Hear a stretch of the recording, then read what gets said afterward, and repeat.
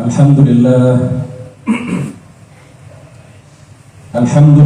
wassalatu wassalamu ala sayyidina Muhammadin Rasulillah wa ala alihi wa sahbihi wa mawalah. Ashhadu an la ilaha illallah wahdahu la sharika lah wa ashhadu anna sayyidana wa maulana Muhammadan abduhu wa rasuluh alladhi la nabiyya ba'dah wa la hawla wa la quwwata illa billah. Amma ba'd, faya ayyuhal muslimun, usi nafsi wa iyyakum bi taqwallahil aliyyil azim. Faqad fazal muttaqun wa la tamutunna illa wa antum muslimun. Yaqulu Allah tabaraka wa ta'ala fi muhkami kitabih, Allahu la ilaha illa hu wa 'ala Allahi falyatawakkalul mu'minun. Hadirin jamaah salat Jumat yang mudah-mudahan semuanya senantiasa mendapatkan limpahan taufik, rahmah serta hidayah dari Allah Subhanahu wa ta'ala. Mengawali khutbah yang singkat pada siang hari yang penuh keberkahan ini, khatib berwasiat kepada kita semua, terutama kepada diri khatib pribadi, untuk terus berupaya meningkatkan kualitas keimanan dan ketakwaan kita kepada Allah Subhanahu wa ta'ala dengan cara melakukan semua kewajiban dan meninggalkan semua yang dilarang dan diharamkan oleh Allah Subhanahu wa ta'ala. Hadirin rahimakumullah, di antara kewajiban hati yang Allah wajibkan kepada hati kita adalah at-tawakkul 'ala Allah, bertawakal kepada Allah Subhanahu wa ta'ala. Sebagaimana seluruh anggota badan kita memiliki kewajiban-kewajiban kepada Allah Subhanahu wa ta'ala, begitu juga hati kita memiliki kewajiban-kewajiban kepada Allah Subhanahu wa ta'ala. Di antara sekian banyak kewajiban yang Allah wajibkan kepada hati kita adalah bertawakal kepada Allah Subhanahu wa ta'ala. Hakikat tawakal, hadirin sekalian, adalah bersandar hanya kepada Allah Subhanahu wa ta'ala, karena Allah lah pencipta manfaat, pencipta mudarat, dan pencipta segala sesuatu. Tidak ada yang menimpakan mara bahaya, tidak ada yang memberikan manfaat secara hakiki kecuali hanya Allah Subhanahu wa ta'ala. Apapun yang dilakukan oleh seseorang untuk mencelakai orang lain, jika Allah tidak menghendaki hal itu, maka orang tersebut tidak akan celaka, tidak akan tertimpa mara bahaya. Sekuat apapun seseorang memberikan manfaat kepada orang lain, jika Allah tidak menghendaki hal itu, maka orang tersebut tidak akan memperoleh manfaat dari siapapun.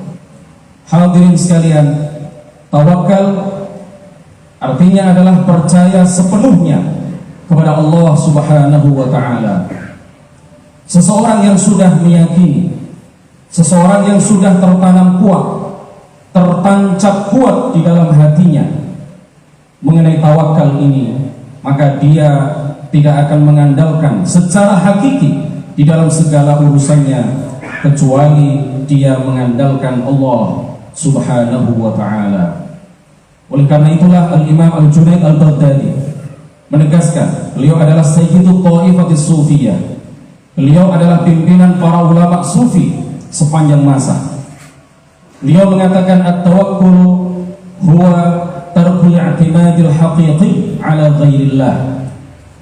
Tawakal sejatinya, kata beliau, hakikat tawakal sejatinya adalah meninggalkan bersandar secara hakiki kepada selain Allah Subhanahu wa ta'ala. Jika seseorang sudah bertawakal kepada Allah, maka semestinya dia menjauhkan dirinya dari perbuatan-perbuatan yang diharamkan oleh Allah Subhanahu wa taala di dalam segala urusannya, di dalam masalah rezeki, di dalam masalah keselamatan dari mara bahaya. Kalau sudah tertancap kuat di hati seorang hamba akan tawakal kepada Allah Subhanahu wa taala, maka ia mengandalkan hanya Allah Subhanahu wa taala, baik dalam urusan rezeki maupun dalam masalah keselamatan dirinya dari segala mara bahaya. Salah satu yang diharamkan oleh Allah Subhanahu wa taala, hadirin sekalian, adalah melakukan praktek sihir, mendatangi para dukun, mendatangi para peramal. Ini adalah sesuatu yang dilarang keras oleh ajaran agama Islam, dilarang keras oleh Allah Subhanahu wa taala dan Rasulnya. Rasulullah di dalam sebuah hadis yang diriwayatkan oleh Imam Al-Hakim di dalam kitab Al-Mustadrak 'ala Sahihain, beliau bersabda, "Man ata kahinan aw 'arrafa fasaddaqahu bima yaqul faqad kafara bima unzila 'ala Muhammadin sallallahu alaihi wasallam." Barang siapa yang mendatangi kahin, barang siapa yang mendatangi seorang peramal atau arraf, seorang dukun, kemudian dia meyakini bahwa peramal atau dukun itu mengetahui segala perkara yang gaib, maka dia telah kafir dengan apa yang diturunkan Allah Subhanahu wa taala kepada Nabi Muhammad sallallahu alaihi wasallam. Kahin, hadirin sekalian, adalah seseorang yang meramal masa depan. Kahin, sebagaimana didefinisikan oleh para ulama di berbagai kitab, adalah seseorang yang menginformasikan mengenai peristiwa-peristiwa yang terjadi di masa yang akan datang. Biasanya seorang kahin, seorang peramal, dia akan bekerja sama dengan setan-setan, dia akan bekerja sama dengan jin-jin. Jin-jin itu memberikan informasi kepadanya, lalu berdasarkan informasi dari para jin itu, dia akan mengatakan akan terjadi ini dan itu di daerah ini dan itu di masa yang akan datang.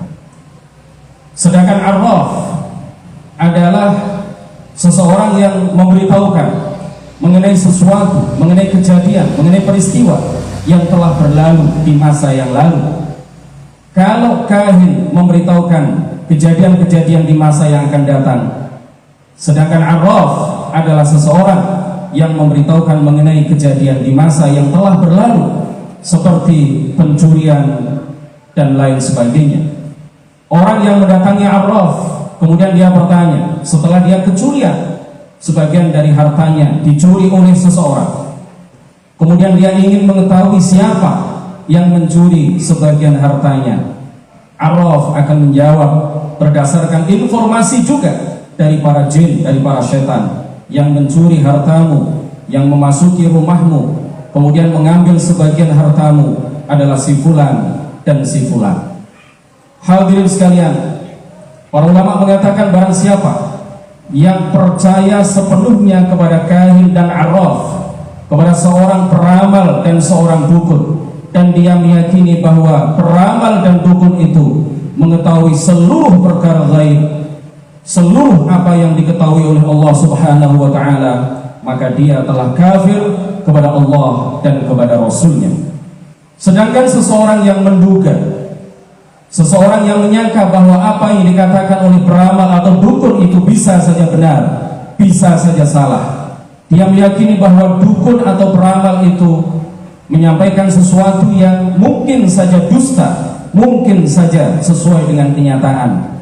Dia menduga hal itu di dalam hatinya, maka dia tidak kafir kepada Allah dan Rasulnya, tetapi dia telah terjatuh ke dalam perbuatan maksiat, karena Islam melarang keras seseorang untuk mendatangi seorang peramal atau seorang dukun, dan Islam melarang dengan keras, mengharamkan dengan keras, dengan sangat kepada siapapun untuk bertanya kepada peramal dan kepada dukun.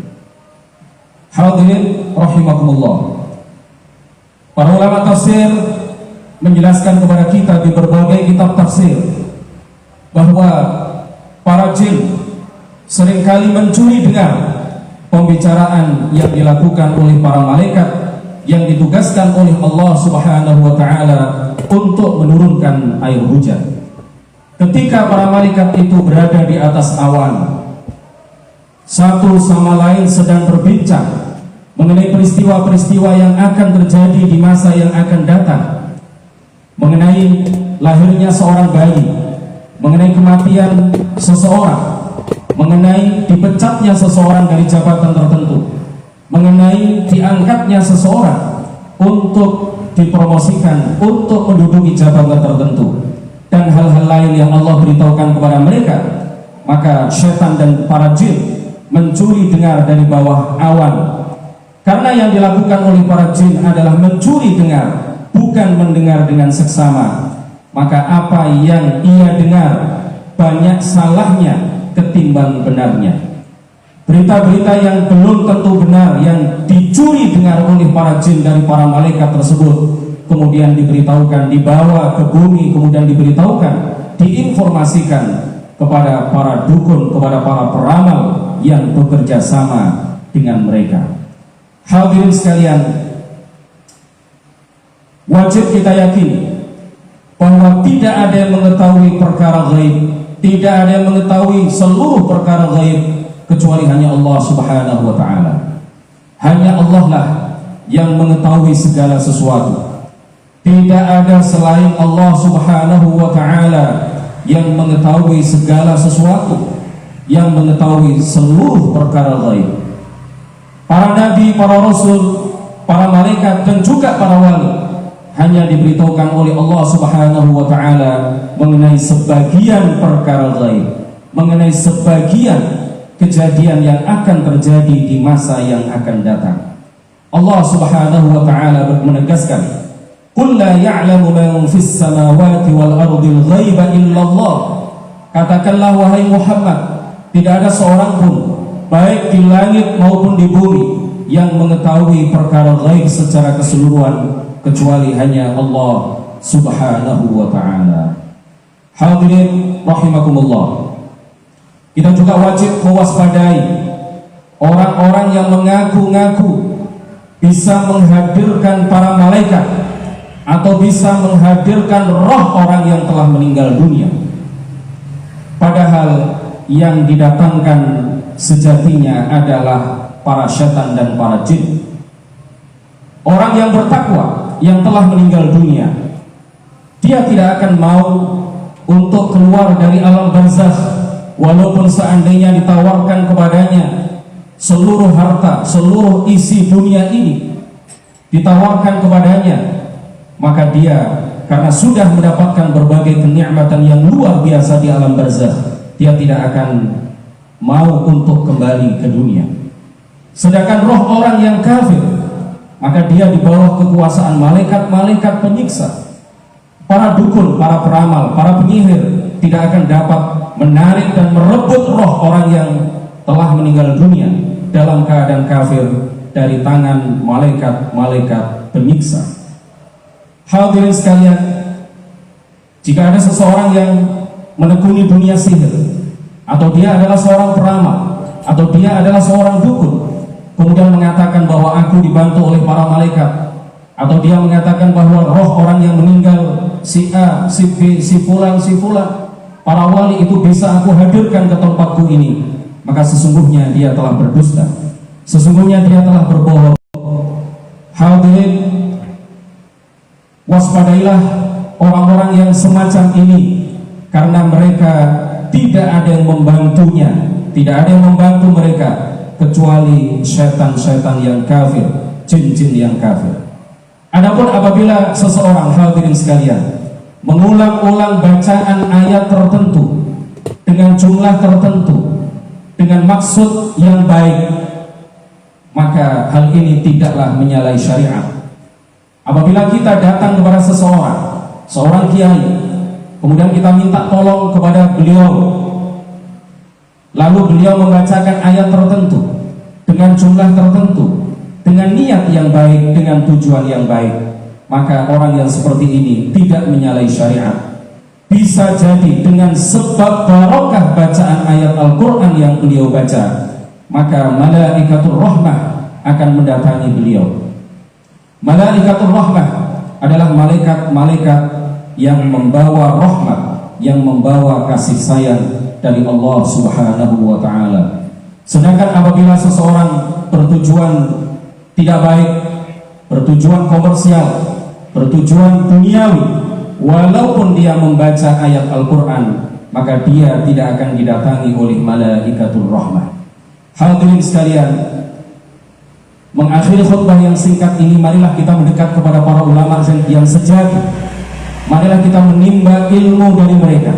Jika kita menimba ilmu kepada para ulama yang sejati, para ulama yang terpercaya, para ulama ahli sunnah wal jamaah, yang betul-betul menjadi pewaris para nabi, yang memiliki sanad keilmuan, mata rantai keilmuan yang bersambung hingga para sahabat, hingga Rasulullah sallallahu alaihi wasallam, maka kita akan memiliki timbangan yang kuat untuk membedakan antara penyihir dan kiai, antara orang yang pintar, yang bekerja atau disebut oleh masyarakat sebagai orang pintar, tetapi dia bekerja sama dengan setan, bekerja sama dengan jin. Kita akan bisa membedakan kalau kita punya timbangan ilmu yang kuat antara orang tersebut dengan orang yang betul-betul ulama, orang yang betul-betul wali. Salah seorang ulama di kalangan madhab Syafi'i, Syekh Abdul Wahab Asy-Sya'rani, beliau mengatakan di dalam kitab Lataiful Minan wal Akhlaq, mengutip dari seorang ulama, seorang wali yang bernama Ibnu Arabi, bahwa beliau mengatakan, man arada an la yadhil, barang siapa yang ingin tidak tersesat dari jalan yang benar, fala yarmi mizan syari'ati min yadihi tarfata 'ain, maka janganlah dia melempar timbangan syariat dari tangannya walaupun hanya sekejap mata. Bal yastashibuha lailan wa naharan 'inda kulli qaulin wa i'tiqadin wa fi'lin. Tetapi dia harus membawa timbangan syariat itu di tangannya siang maupun malam, dan mengiringi setiap apa yang dia lakukan. Timbangan syariat itu mengiringi setiap apa yang dia yakini dan apa yang dia perbuat. Hadirin sekalian, jika kita tidak menimba ilmu agama dari para ulama yang sejati, dari para ulama yang memang betul-betul pewaris para nabi, dari para ulama yang betul-betul memiliki rantai keilmuan, mata rantai keilmuan, sanad keilmuan yang bersambung hingga Rasulullah sallallahu alaihi wasallam, maka kita tidak akan memiliki timbangan syariat. Semakin sering kita duduk bersama para ulama, semakin banyak kita menimba ilmu agama dari para ulama, maka timbangan syariat di tangan kita akan semakin kuat. Kita akan bisa membedakan dengan timbangan syariat itu mana yang iman, mana yang kufur, antara yang haram dengan yang halal, antara yang terpuji dengan yang keji, antara penyihir dengan ustaz, antara kiai dan peramal ataupun dukun. Dengan timbangan syariat kita akan bisa memilih mana yang benar, mana yang salah. Dengan timbangan syariat yang benar, maka kita akan bisa memilah dan membedakan antara yang betul-betul kiai, yang betul-betul ulama, dan antara para dukun, para peramal, para penyihir yang mengaku-ngaku diri mereka sebagai ulama atau yang mengaku-ngaku diri mereka sebagai orang pintar, padahal mereka bekerja sama dengan para setan dan para jin. Demikian, mudah-mudahan membawa barokah bagi kita semuanya, mudah-mudahan bisa menjadi penerang, pencerah bagi kita semuanya di dalam mengarungi hidup dan kehidupan di dunia yang sementara ini. Aqulu qawli hadza wa astaghfirullah li wa lakum fastaghfiruh innahu huwal ghafurur rahim.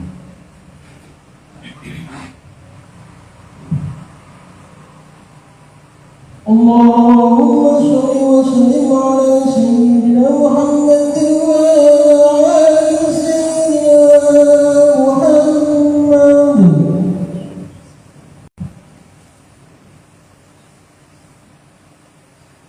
Alhamdulillah wa kafa, wassalatu wassalamu ala sayyidina Muhammadin al-Mustafa وعلى آله وصحبه أهل الصدق والوفاء. أشهد أن لا إله إلا الله وحده لا شريك له، وأشهد أن سيدنا ومولانا محمدا عبده ورسوله، ولا حول ولا قوة إلا بالله. أما بعد، فيا أيها المسلمون، أوصي نفسي وإياكم بتقوى الله العلي العظيم. فاتقوا الله واعلموا أن الله أمركم بأمر عظيم، أمركم بالصلاة والسلام على نبيه الكريم، فقال ربنا الرحيم في كتابه الكريم: إن الله وملائكته يصلون على النبي يا أيها الذين آمنوا صلوا عليه وسلموا تسليما. اللهم صل على سيدنا محمد وعلى آل سيدنا محمد كما صليت على سيدنا إبراهيم وعلى آل سيدنا إبراهيم، وبارك على سيدنا محمد وعلى آل سيدنا محمد كما باركت على سيدنا إبراهيم وعلى آل سيدنا إبراهيم في العالمين إنك حميد مجيد. اللهم اغفر للمسلمين والمسلمات والمؤمنين والمؤمنات الأحياء منهم والأموات، إنك سميع قريب مجيب الدعوات ويا قاضي الحاجات. اللهم ادفع عنا البلاء والغلاء والوباء والفحشاء والمنكر والبغي والسيوف المختلفة والشدائد والمحن، ما ظهر منها وما بطن، من بلدنا هذا خاصة ومن بلدان المسلمين عامة، إنك على كل شيء قدير. عباد الله، إن الله يأمر بالعدل والإحسان وإيتاء ذي القربى وينهى عن الفحشاء والمنكر والبغي، يعظكم لعلكم تذكرون. فاذكروا الله العظيم يذكركم، واشكروه على نعمه يزدكم، واسألوه من فضله يعطكم، ولذكر الله أكبر.